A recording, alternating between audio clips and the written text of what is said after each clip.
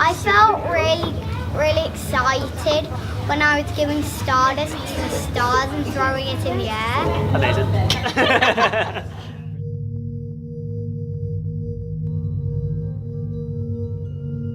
Celestial bodies is really about understanding the physics of our bodies and the physics of what happens in the planets and the stars.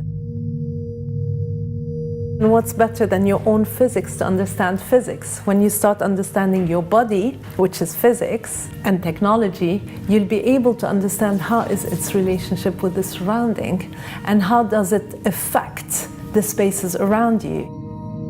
It's essentially a way of trying to bring together art and science through dance. We live in a world which is dominated by science and technology, but to really live in that world, to understand and appreciate that, you've got to find a way of connecting to it. What we're trying to do is use the body to explore what happens out in the universe, so how gravity affects the way things move around. At any moment, you're going in a particular direction at a particular speed, but at every moment as well, there's everything else. There's the other planets, and so on.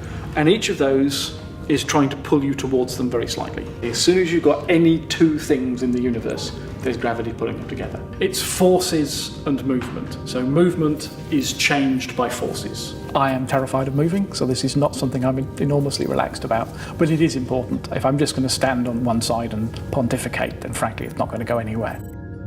We've been lucky to be selected for Manchester Science Festival, which is a fantastic festival to start off such an interesting idea. We're looking at the creation of the stars and how the planets get started. And then we look at how we balance the mass of the star with the mass of a planet and the center. From the moment where they enter the space, there'll be a workshop through which they will understand what is the impact that you create with the planet.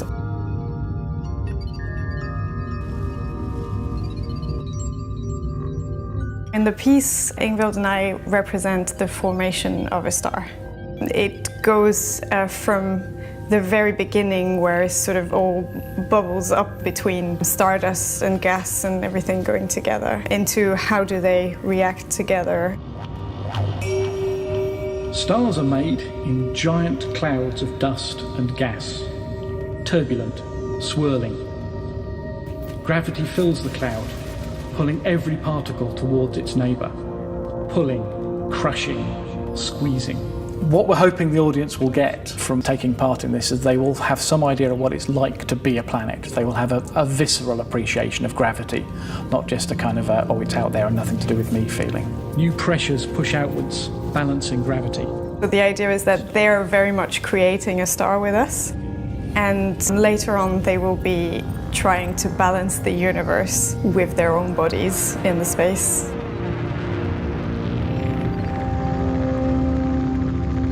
Balance points do not move. Planets move in a circle around the balance point. 8, 7, 6, 5, 4, 3, 2, 1, 1.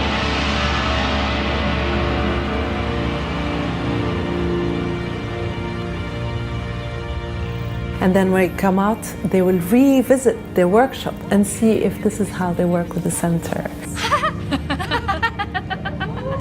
It has science, it has dance, it has experiments, it has a feeling of a lab.